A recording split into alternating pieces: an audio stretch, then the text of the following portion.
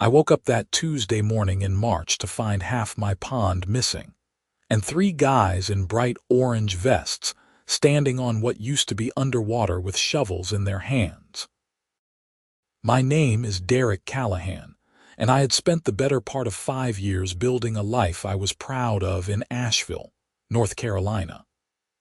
The house sat on 2 acres of land that backed up to a natural spring-fed pond, completely within my property lines. I had paid extra for this lot specifically because of that pond.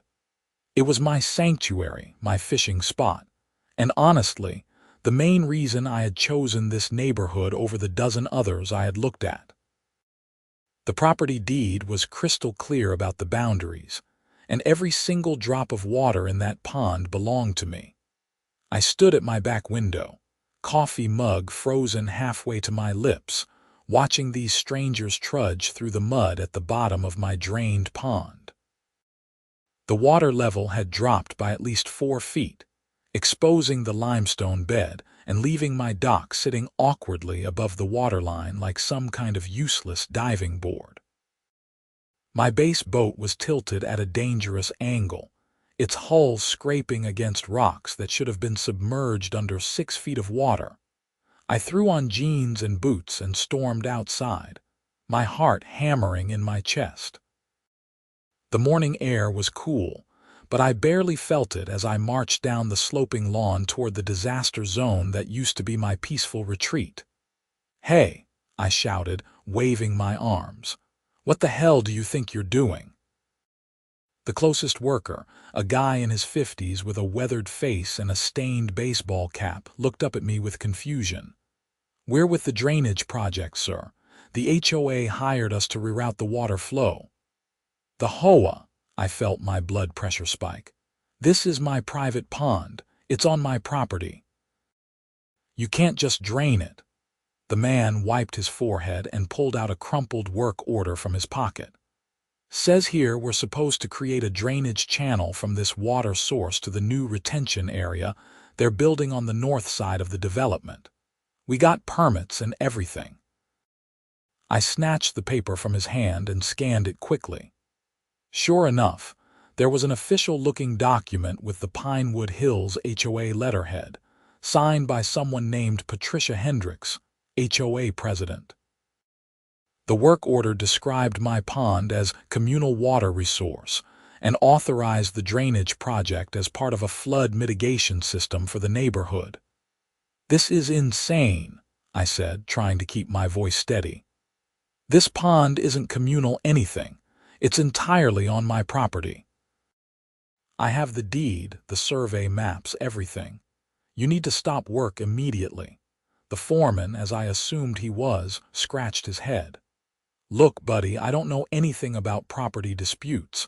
I just do what the contract says. You'll have to take it up with the HOA." "I'm taking it up with you right now," I said firmly. "This is my land and you're trespassing. I want you off my property, and I want that drainage valve or whatever you used closed right now." Another worker, younger with a thick southern accent, called out from near the pond's edge. "Boss, we already cut through the embankment. Water's flowing out to the channel. Can't really reverse it without some serious work." I felt like I was going to explode. 5 years of watching that pond, maintaining it, stocking it with fish, building that dock with my own hands on weekends, and these people just waltzed in and destroyed it based on some bogus paperwork. "Get off my property right now, or I'm calling the police," I said, pulling out my phone. The foreman held up his hands. All right, we'll pack it up, but we're going to have to report this to the HOA and they're going to contact you. This ain't going to be cheap to fix if they want us to come back." "I don't care what it costs them," I shot back. "They destroyed my property without permission. Now leave." I watched as the 3 workers gathered their tools and trudged back toward their truck parked on the street. My hands were shaking as I walked down to inspect the damage. They had carved a channel through the natural embankment on the eastern edge of my property, creating a waterway that was now steadily draining my pond into a newly dug ditch that ran alongside the development's common area. The water was flowing fast, and I could see that even as I stood there, the level was dropping further.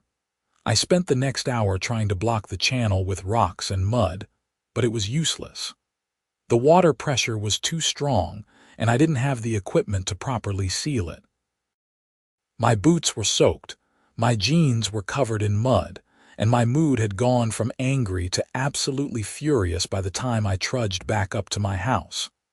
The first call I made was to my real estate attorney, Marcus Chen, who had handled the purchase of my property. He listened quietly as I explained what had happened, and I could hear him typing notes on his computer. "Derek, this is pretty straightforward property rights violation," Marcus said when I finished. "If the pond is entirely within your property boundaries, which I know it is because I reviewed those documents myself, then the HOA has no legal authority to drain it for any reason. You have photos." "I'm taking them right now," I said, snapping pictures with my phone of the drained pond, the carved channel, and the work order the foreman had shown me. "Good. Send those to me immediately. I'm going to draft a cease and desist letter to the HOA, and we'll follow up with a lawsuit for property damage if they don't make this right." "How much water are we talking about?" The pond was about 1.5 acres, average depth of 6 feet. They've drained it down to maybe 2 feet in some spots. My boat's grounded, the fish are probably dying, and the whole ecosystem is destroyed. Marcus was quiet for a moment. "That's significant. We're looking at tens of thousands in damages, maybe more depending on the environmental impact." "Sit tight. Don't communicate with the HOA until I send that cease and desist. If they contact you, refer them to me." After hanging up with Marcus, I called the county property office and requested an emergency survey verification. They said they could have someone out within 48 hours, which wasn't fast enough for my liking, but it was better than nothing. I also called the North Carolina Wildlife Resources Commission to report the potential harm to the fish population in my pond. They took my information and said they would send an inspector within the week. By noon, I had documented everything I could think of. I had photos from every angle, video of the water still draining, copies of my property deed and survey maps, and a detailed timeline of the morning's events. I sat at my kitchen table, staring out at the ruined pond, and felt a wave of exhaustion wash over me. My phone rang around 2 in the afternoon. The caller ID showed a local number I didn't recognize. "Mr. Callahan," a woman's voice, sharp and nasal. "This is Patricia Hendricks, president of the Pinewood Hills Homeowners Association. I understand there was an incident this morning involving our drainage project." "An incident?" I couldn't believe what I was hearing. "Your contractors trespassed on my property and destroyed my private pond." "That's not an incident. That's vandalism and property destruction." "Now, Mr. Callahan, let's not be dramatic," Patricia said, her tone dripping with condescension. "The pond in question is a natural water feature that serves the entire community. Our engineering study showed that rerouting some of that water would significantly reduce flooding in the lower streets during heavy rains. We're doing this for the good of everyone in Pinewood Hills." "The pond is on my property," I said slowly, enunciating each word, "every square inch of it. It's not communal, it's not shared, it's mine. You had no right to touch it." Patricia sighed dramatically. "I've been dealing with difficult homeowners for 15 years, Mr. Callahan, and I have to say, this attitude is exactly what's wrong with people today. No sense of community, no willingness to sacrifice for the greater good. That pond is fed by natural springs that originate in the water table beneath the entire neighborhood. Therefore, it's a shared resource. I almost laughed at the absurdity. That's not how property law works. You can't just decide that my land is communal because you want it to be. My attorney is sending you a cease and desist letter, and if you don't restore my pond to its original condition, we're filing a lawsuit for property damages. Your attorney, Patricia's voice took on a mocking tone.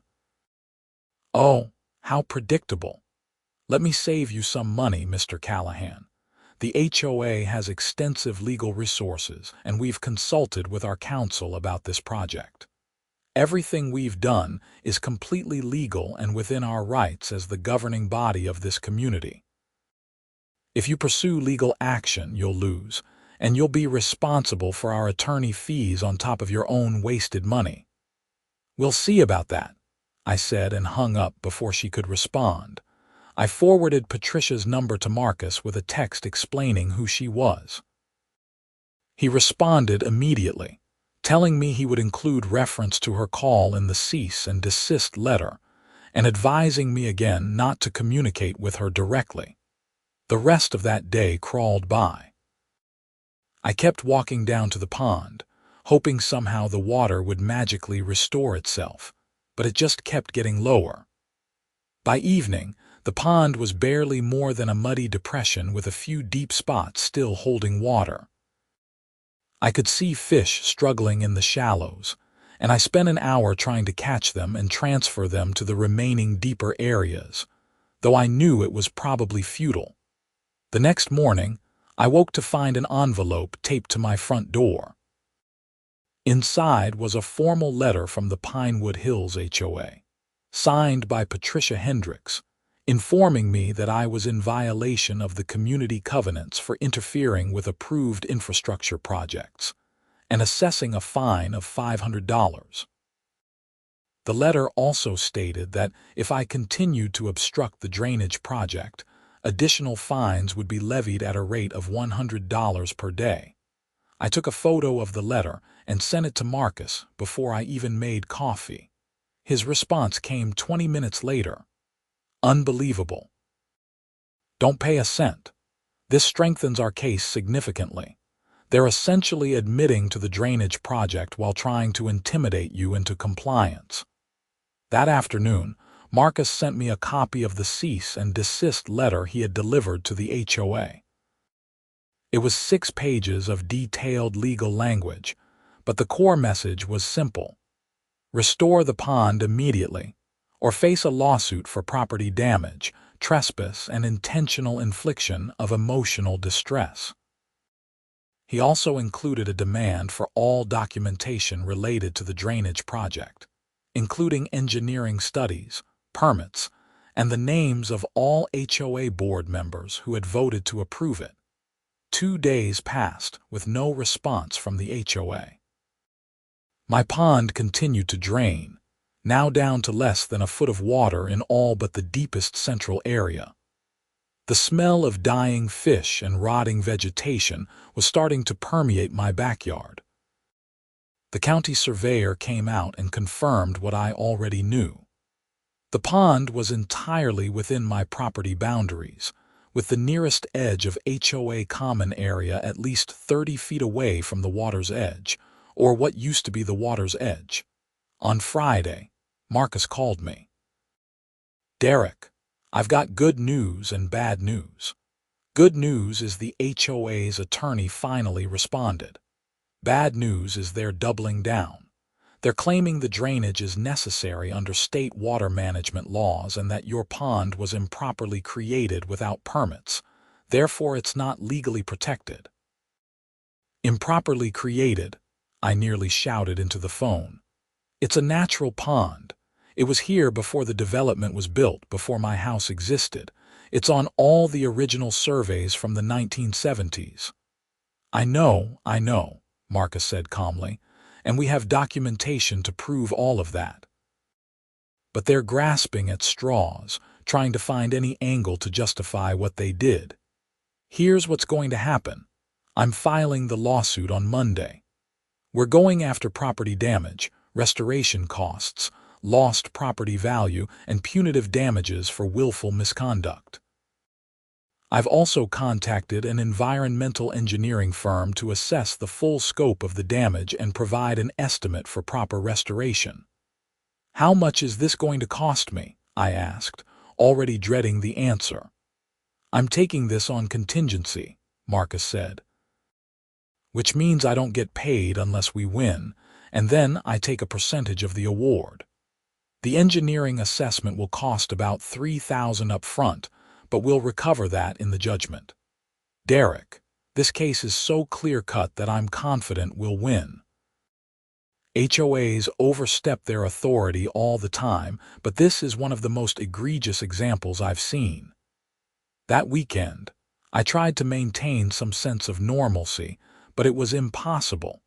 My backyard looked like a disaster zone. The exposed pond bed was cracking in the sun, and the few remaining fish were almost certainly dead by now. I couldn't even bear to go down and check.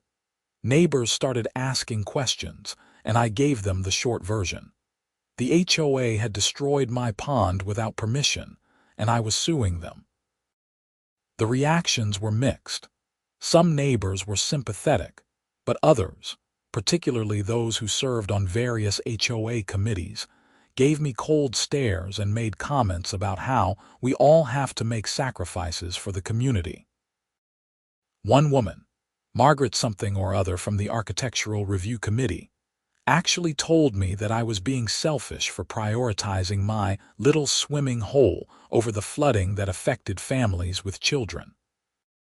I bit my tongue and walked away from that conversation before I said something I would regret. Monday came, and Marcus filed the lawsuit in Buncombe County Superior Court. The complaint was 30 pages long, meticulously detailing the HOA's trespass, the property damage, the falsified claims about communal water resources, and Patricia Hendricks's threatening phone call. We were asking for $200,000 in compensatory damages and an additional $100,000 in punitive damages. The local news picked up the story that evening. A reporter from the Asheville Citizen-Times called me, and after checking with Marcus, I agreed to a brief interview. The article that ran the next day was surprisingly sympathetic, focusing on property rights and HOA overreach. It included a photo of my drained pond and a quote from Patricia Hendricks claiming the HOA had acted in accordance with all applicable regulations to protect the community from flooding. The article seemed to shift public opinion in my favor. I started getting supportive messages from neighbors I barely knew, including several who shared their own horror stories about the HOA's behavior. One couple told me about how the HOA had fined them $2,000 for painting their front door a shade of blue that was supposedly not on the approved color list, even though 3 other houses in the neighborhood had similar blue doors. Another neighbor described being threatened with a lien on his house for putting up a fence 6 inches taller than the HOA covenant allowed. A week after filing the lawsuit, I received the engineering assessment. The report was technical and detailed, but the summary was devastating. Fully restoring the pond to its original condition would require sealing the drainage channel, refilling the pond with clean water, restoring the aquatic ecosystem, and repairing the damaged embankment. The estimated cost was between $80,000 and $90,000. Not including potential fines from the Wildlife Commission for the fish kill. Marcus amended our complaint to increase the damages based on this new information. The HOA's response when it finally came was exactly what I expected: denial, deflection, and more threats. Their attorney filed a motion to dismiss the case, arguing that the HOA had acted within its authority and that I had failed to exhaust internal remedies before suing. They also counter-sued me for the cost of the drainage project, claiming I had caused them financial harm by forcing them to halt the work. Marcus laughed when he read the counter-suit. "This is desperation," he said during our phone call. They know they're in trouble, so they're trying to intimidate you into settling for less. Don't worry, I've seen this tactic 100 times. The judge will see right through it. The preliminary hearing was scheduled for mid-May, about 6 weeks after the incident. In the meantime, my pond continued to sit there like an open wound in my backyard. The smell had gotten worse, and I finally had to hire a service to come out and remove the dead fish and vegetation. That cost me another $800. I also started attending HOA board meetings, which were held on the first Tuesday of every month in the community clubhouse. The first meeting I attended was in April, about a month after the drainage incident. I sat in the back row of metal folding chairs, watching as Patricia Hendricks held court from behind a folding table at the front of the room. Patricia was exactly what I expected. Mid-50s, blonde hair in a severe bob, reading glasses on a chain around her neck, and a permanent expression of irritation. She wore a blazer with shoulder pads that looked like they were from the 1990s and spoke in clipped, authoritative tones about various community issues. When the meeting opened up for homeowner comments, I raised my hand. Patricia's eyes narrowed when she saw me. "Mr. Callahan, I should have known you would show up to disrupt our meeting." "I'm not here to disrupt anything," I said, standing up. "I'm here to understand how the board decided it was appropriate to drain my private pond without my permission or any legal authority." Several other homeowners turned to look at me with interest. Patricia's face flushed red. As I've explained repeatedly, that water source serves the entire community. The board voted unanimously to proceed with the drainage project after consulting with our engineers and attorneys. We don't need to justify our decisions to individual homeowners who refuse to see the bigger picture. "Actually, you do," I said calmly. "Because that pond is on my property and what you did was illegal. That's why I've filed a lawsuit against the HOA, and that's why I'm going to win." The room erupted in murmurs. Patricia banged a gavel on the table. "This matter is in litigation, and I will not discuss it further in this forum. Mr. Callahan, if you continue to disrupt this meeting, I'll have you removed." "I'm not disrupting anything," I said. "I'm exercising my right as a homeowner to address the board. But I can see you're not interested in accountability, so I'll leave you to it." I walked out before she could respond, but not before I noticed several homeowners following me out to the parking lot. A man in his 60s introduced himself as Robert Miller, shook my hand. "I'm glad you're standing up to them," Robert said. "Patricia and her cronies have been running this HOA like a dictatorship for years. Most of us are too afraid to say anything because they'll fine us into oblivion, but what they did to you crossed a line. If you need character witnesses for your lawsuit, I'm happy to testify about their pattern of behavior." Two other homeowners, a younger couple named Dave and Linda Pearson, echoed Robert's sentiments. By the time I drove home that night, I had contact information for 6 different neighbors willing to support my case. The weeks leading up to the hearing dragged by. I threw myself into work, managing the regional sales division for a medical equipment company, but my heart wasn't in it. Every evening, I came home to that ruined pond and felt my anger reignite. I had put so much time and money into this property, and a group of petty tyrants had destroyed it on a whim. Marcus kept me updated on the legal maneuvering. The HOA had hired a prestigious Charlotte law firm, which told me they were taking this seriously despite their public bravado. Discovery had begun, and we were requesting all internal HOA documents related to the drainage project.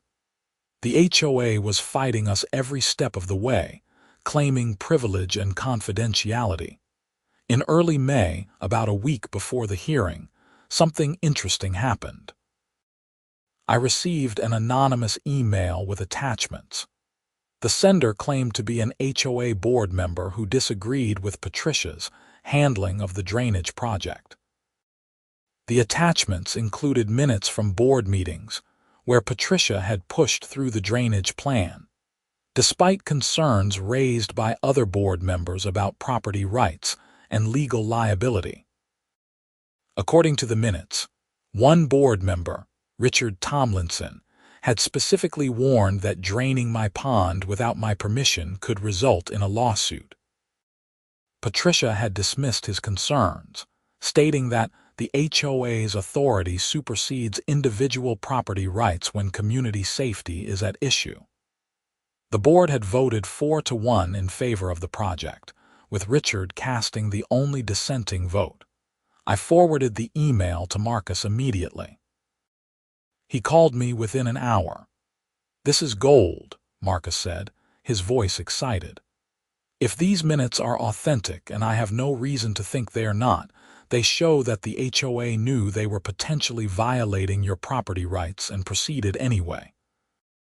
That's textbook willful misconduct, which supports our claim for punitive damages." "Can we use them in court?" I asked.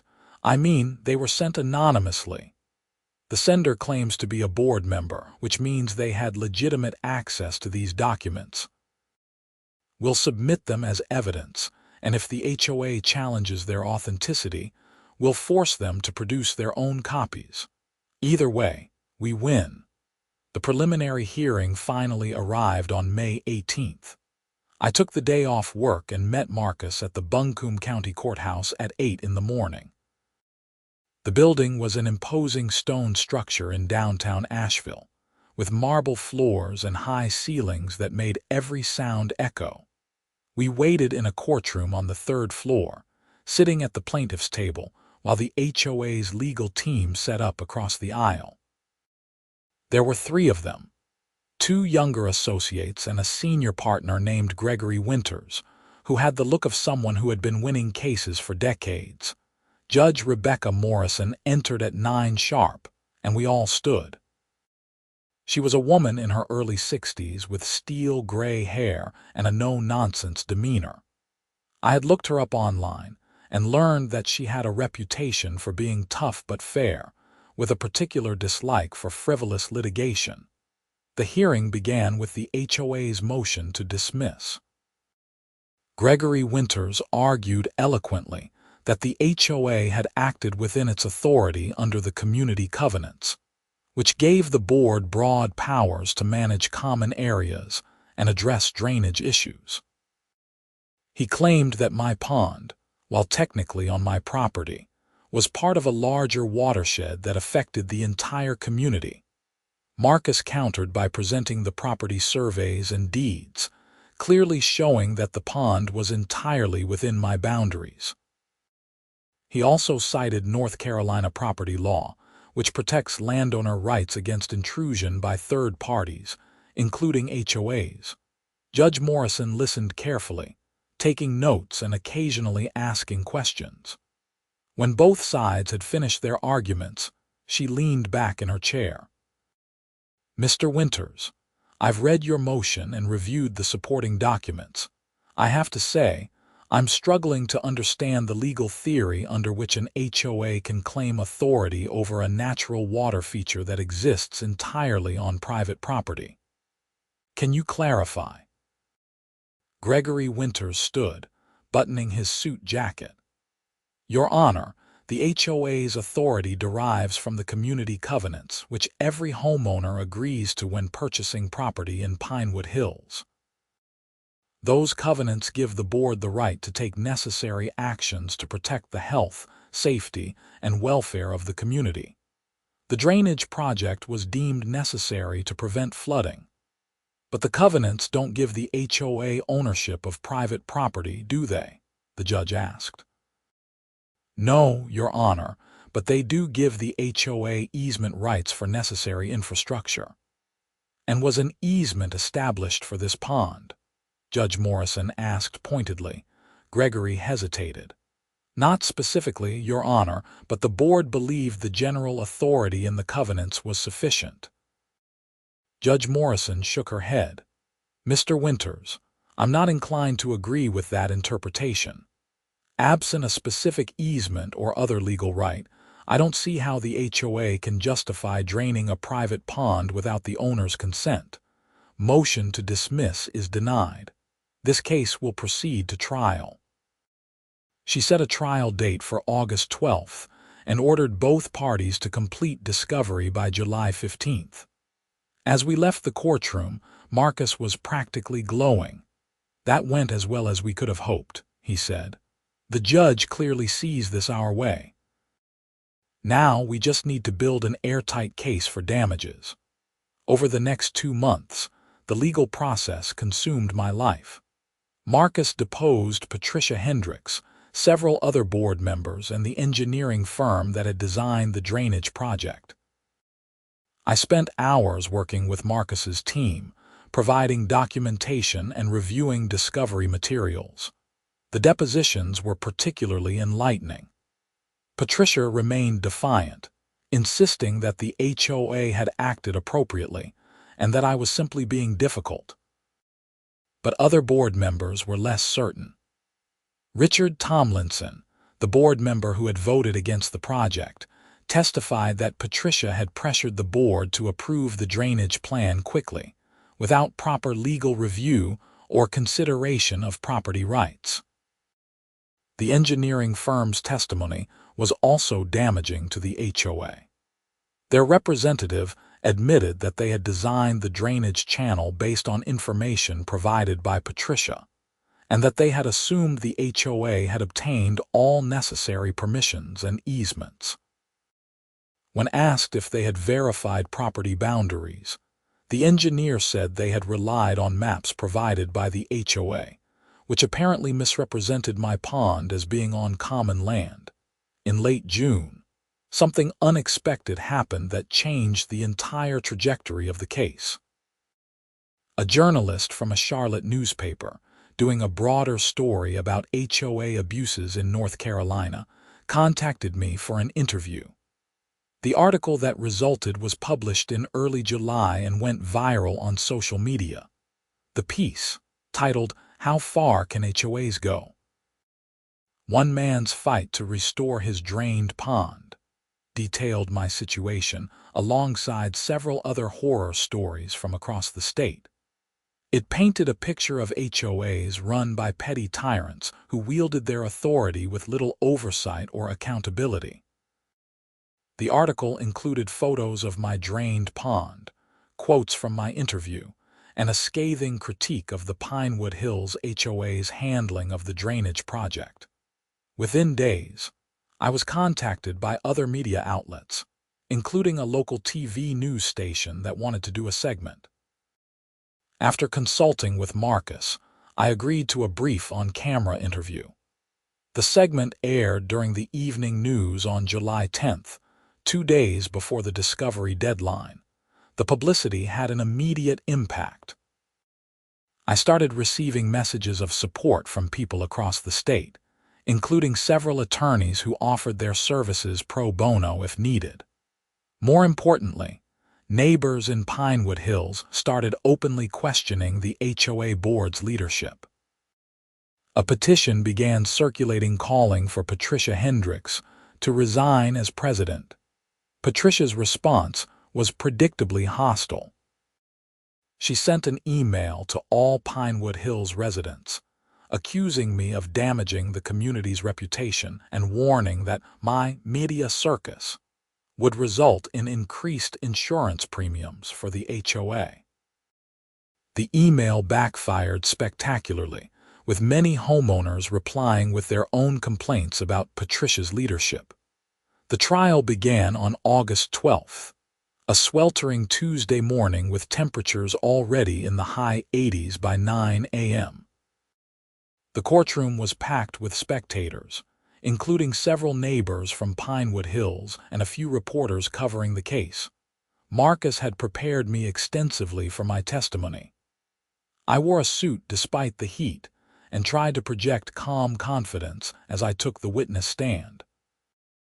Marcus walked me through the chronology of events, purchasing the property specifically because of the pond, maintaining it over the years, discovering the drainage work, and the subsequent interactions with the HOA. "Mr. Callahan, can you describe what the pond meant to you?" Marcus asked. I took a breath. That pond was the reason I bought this property. I grew up fishing with my father in eastern North Carolina, and when I saw this land with that beautiful natural pond, I knew it was perfect. I spent 5 years improving it, stocking it with bass and bluegill, building a dock where I could sit on summer evenings and fish. It was my sanctuary, the place I went to decompress after stressful days at work, and they destroyed it in a matter of hours without even asking my permission. Gregory Winters's cross-examination was aggressive but ineffective. He tried to suggest that I had been an uncooperative homeowner, that I had refused to consider the community's flooding concerns, and that my damages were exaggerated. I stayed calm and stuck to the facts, and Marcus objected whenever Gregory's questions became argumentative. The next day, Marcus called his expert witnesses. The environmental engineer testified about the damage to the pond's ecosystem and the cost of restoration. A property appraiser testified that my land value had decreased by at least $50,000 due to the pond's destruction. A hydrologist testified that my pond had actually helped with drainage in the area by capturing runoff, and that the HOA's project had likely made flooding worse, not better. The HOA's witnesses were less impressive. Patricia Hendricks took the stand and immediately became defensive under Marcus's questioning. "Miss Hendricks, when did you first learn that Mr. Callahan's pond was entirely on his private property?" Marcus asked. "I don't recall the exact date," Patricia said stiffly. "You don't recall? But you must have reviewed the property boundaries before authorizing the drainage project, correct? We relied on our engineers for that information." Marcus pulled out a document. "This is an email you sent to the engineering firm on February 10th, 3 weeks before the drainage work began. In it, you state, and I quote, 'Proceed with the pond drainage as planned. The property owner's objections are irrelevant.' You remember sending this email?" Patricia's face went pale. "I may have sent something like that, but it was taken out of context." "What context would make it appropriate for you to declare a property owner's objections irrelevant?" Marcus pressed. "I meant that his objections didn't change the necessity of the project for community safety." "But you knew the pond was on his property." Patricia hesitated. The legal details were complicated. "Yes or no, Miss Hendricks? Did you know the pond was on Mr. Callahan's private property when you authorized the drainage?" "Yes," Patricia finally admitted. "But I believed the HOA's authority to address flooding concerns superseded his individual property rights." The courtroom buzzed with murmurs. Judge Morrison called for order, but I could see from her expression that Patricia's admission had been damaging. The trial lasted 4 days in total. Both sides presented their closing arguments on Friday afternoon. Marcus was eloquent, summarizing the evidence and arguing that the HOA had committed a willful, knowing violation of my property rights motivated by arrogance and a sense of unchecked authority. He asked the jury to award full compensatory damages for the pond restoration, lost property value, and emotional distress, plus punitive damages to send a message that HOAs cannot trample on individual rights. Gregory Winters's closing was more subdued. He acknowledged that mistakes had been made but argued that the HOA had been trying to address a legitimate community concern. He asked the jury to limit any damages to the direct cost of restoration, without additional punitive measures. The jury deliberated for 6 hours. I sat in the courthouse cafeteria with Marcus, drinking bad coffee and trying not to obsess over every possible outcome. Finally, at 4 in the afternoon, we got word that the jury had reached a verdict. Back in the courtroom, the atmosphere was electric. The jury foreman, a middle-aged black man in a polo shirt, stood to read the verdict. In the matter of Callahan versus Pinewood Hills Homeowners Association, we the jury find in favor of the plaintiff, Derek Callahan. We award compensatory damages in the amount of $165,000 and punitive damages in the amount of $75,000 for a total judgment of $240,000. I felt like I couldn't breathe. Marcus clapped me on the shoulder, grinning broadly. Across the aisle, Patricia Hendricks looked like she had been slapped. Gregory Winters was already gathering his papers, his expression carefully neutral. Judge Morrison thanked the jury and entered the judgment. She also issued an injunction requiring the HOA to restore my pond to its original condition within 90 days, under the supervision of a court-appointed engineer. If they failed to do so, I would be authorized to hire contractors and bill the HOA for the work. As we left the courthouse, reporters were waiting on the steps. I gave a brief statement about being grateful for the jury's decision and hoping it would send a message about respecting property rights. Marcus fielded most of the questions, emphasizing the legal principles at stake. That evening, I sat on my back porch with a beer, staring at the still-drained pond and trying to process everything that had happened. $240,000. It was more than I had expected, more than Marcus had predicted we might get. But more important than the money was the vindication, the official recognition that what the HOA had done was wrong. The next few weeks were a whirlwind. The story of the verdict made headlines across North Carolina and was picked up by national news outlets covering HOA issues. I did a few more interviews, always emphasizing that I wasn't anti-HOA in principle, but that HOAs needed accountability and oversight. Within Pinewood Hills, the aftermath was dramatic. A special election was called, and Patricia Hendricks was removed as HOA president by a vote of the membership. 3 other board members resigned. Richard Tomlinson, the board member who had voted against the drainage project, was elected as the new president. Richard called me a few days after the election. "Derek, I want to apologize on behalf of the HOA for what happened. What Patricia did was inexcusable, and it should never have gotten to the point of a lawsuit. We're going to honor the court's judgment fully, and I want to make sure the restoration is done right." "I appreciate that, Richard," I said. "I never wanted to be at war with the HOA. I just wanted my pond back."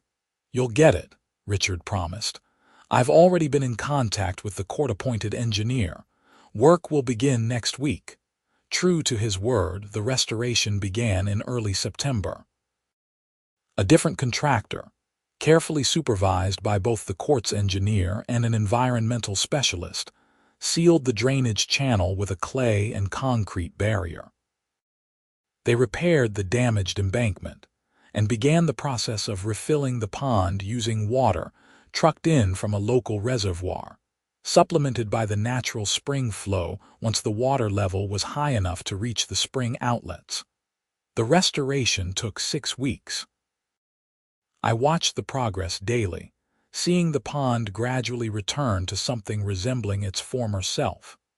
The water was clear and clean, pumped from a source verified to be free of contaminants.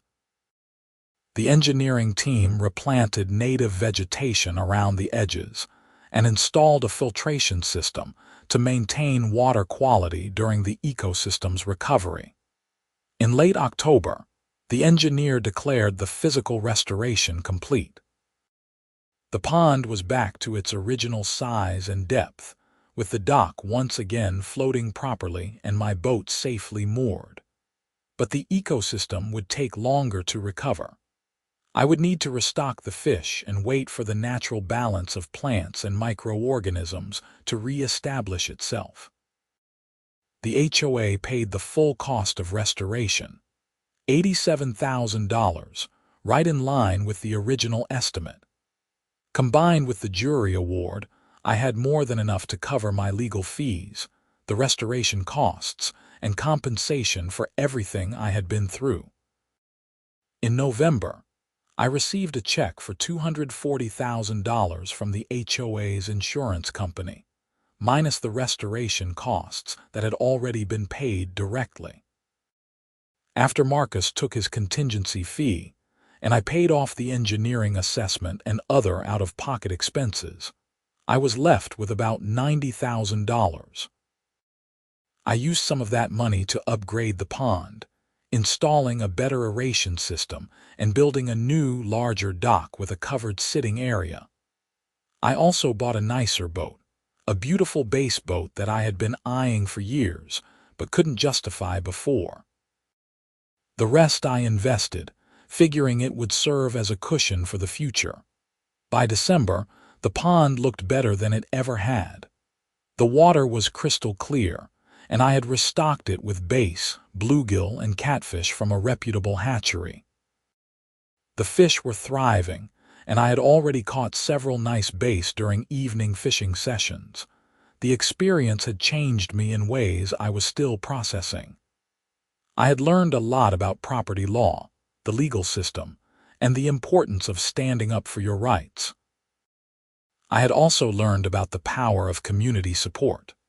The neighbors who had backed me during the lawsuit had become genuine friends, and we had formed an informal watchdog group to keep the new HOA board accountable. Patricia Hendricks had moved out of Pinewood Hills in November, selling her house and leaving without saying goodbye to anyone. I heard through the neighborhood grapevine that she had bought a condo in Florida. I didn't waste any energy feeling sorry for her. She had brought everything on herself through arrogance and a refusal to respect other people's rights. The new HOA board, under Richard's leadership, was night and day different from the old regime. They published detailed financial reports, held open forums for homeowner input, and made transparency a priority. They even revised the community covenants to add explicit protections for homeowner property rights, and to limit the board's authority to take action affecting individual properties without consent. On Christmas Eve, I hosted a small party at my house for the neighbors who had supported me through the lawsuit. We stood on the new dock, drinks in hand, watching the sun set over the restored pond. The water was perfectly still, reflecting the pink and orange sky like a mirror. Robert Miller raised his glass. To Derek, for having the courage to fight back and for winning justice not just for himself, but for all of us. Everyone echoed the toast, and I felt a warmth that had nothing to do with the bourbon in my glass. This was what a community should be. People who supported each other, respected each other's rights, and stood together against injustice. As winter turned to spring, the pond continued to flourish. The ecosystem was healing faster than the experts had predicted, with native turtles and frogs returning on their own. Birds I hadn't seen in years started nesting in the trees around the water's edge. The whole area felt alive again in a way it hadn't since the drainage. I started a blog documenting the pond's recovery, posting photos and updates about the fish population and wildlife activity. It attracted a surprising amount of attention, with readers from across the country following along. Several people reached out to share their own stories of HOA conflicts, and I found myself in the unexpected position of being an informal advisor to others fighting similar battles. In March, exactly 1 year after the drainage incident, I organized a community fishing tournament at the pond. I invited everyone from Pinewood Hills, and to my surprise, more than 50 people showed up. Families with kids, retirees, couples, all coming together to fish and enjoy the restored pond. Richard Tomlinson caught the biggest bass, a 4-pounder that had him grinning like a kid. "This is what it's all about," he said as we weighed his catch. "Community coming together in a positive way, not fighting each other in court." I agreed, though I didn't regret the fight. Sometimes you have to stand up and draw a line. Sometimes you have to be willing to go to war to protect what matters.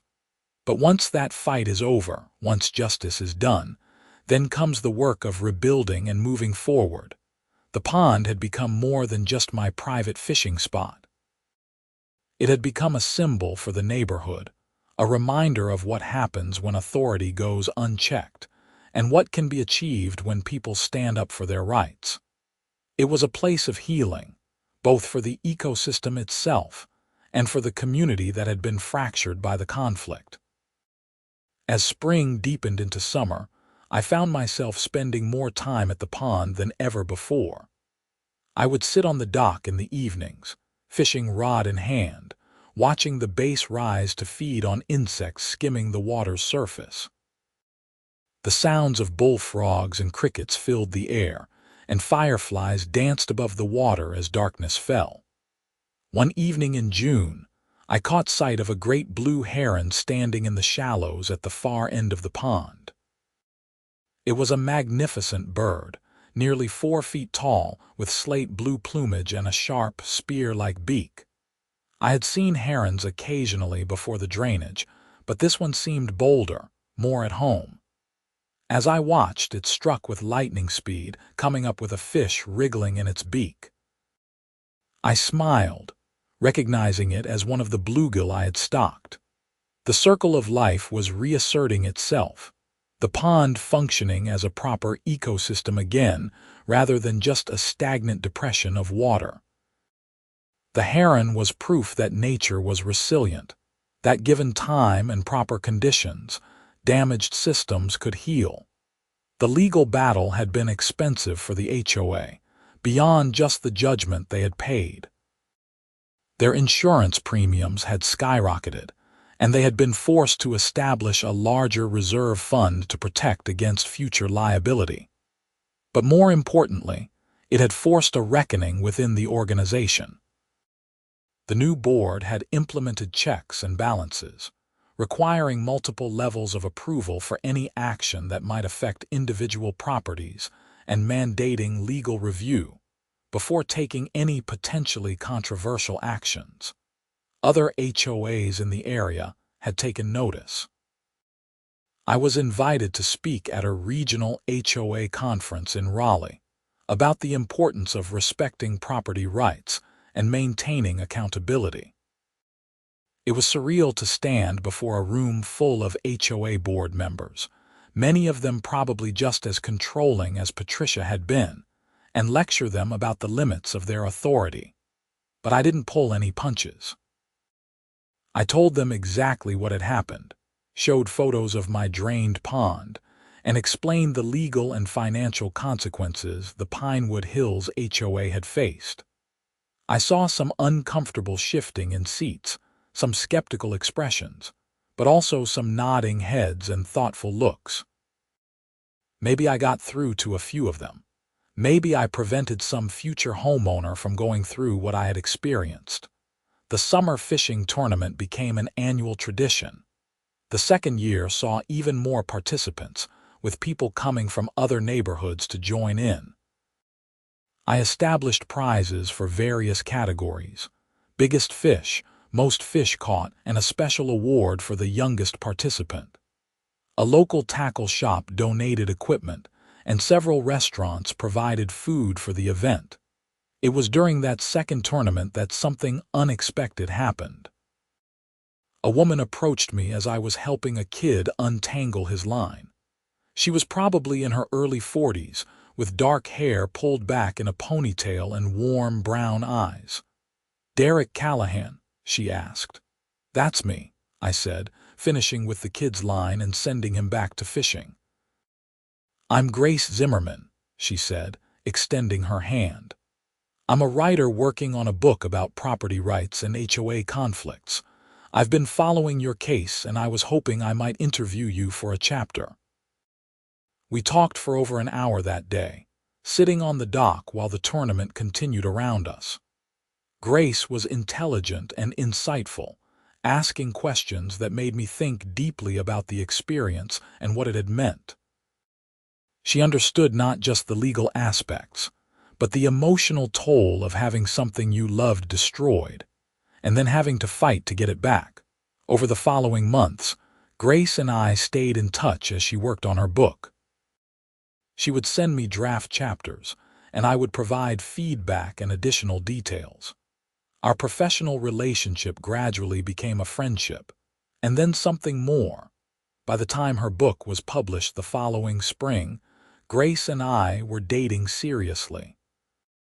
The book, titled The Battle for Home: Property Rights in the Age of HOAs, featured my case prominently alongside a dozen others from across the country. It was well reviewed and became something of a sensation in legal circles and among homeowners dealing with HOA issues. The publicity from Grace's book brought renewed attention to my situation. I did several more interviews, including an appearance on a national morning show via satellite. The host asked me what advice I would give to others facing similar conflicts with their HOAs. Document everything, I said. Take photos, save emails, keep records, and don't be afraid to stand up for your rights. HOAs serve an important function, but they're not above the law. If they violate your property rights, you have legal recourse. It's scary and expensive to sue, but sometimes it's the only way to get justice. The pond continued to be a source of joy and peace in my life. I proposed to Grace on the dock on a warm evening in September, with fireflies lighting up the air around us and the water reflecting the last colors of sunset. She said yes, and we started planning a wedding for the following summer. We held the ceremony right there, on the lawn sloping down to the pond, with the water as our backdrop. Richard Tomlinson officiated, having gotten ordained online for the occasion.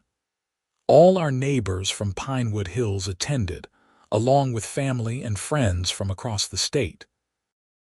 It was a perfect day, sunny and warm with a light breeze rippling the pond's surface. During the reception, I gave a toast thanking everyone who had supported me through the legal battle. "This pond almost destroyed my life," I said. "But it ended up bringing me more than I could have imagined: justice, community, and most importantly, love. Sometimes the things that test us the most end up being the greatest blessings." Grace moved into the house after the wedding, and she fell in love with the pond as much as I had. She started her own blog about wildlife photography, using the pond as her primary subject. Her photos of herons, turtles, and fish attracted thousands of followers, and she eventually sold prints to raise money for local environmental causes. 3 years after the drainage incident, the pond had become a genuine community asset, though it remained legally my private property. I allowed neighbors to fish there with permission, and we held regular cleanup days where volunteers would help maintain the area. The HOA, under Richard's continued leadership, created an official partnership with me, agreeing to help with maintenance costs in exchange for access for Pinewood Hills residents.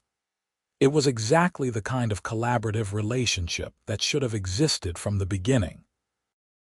If Patricia had approached me 3 years earlier, asking nicely if we could work together on drainage solutions, I probably would have agreed to something reasonable.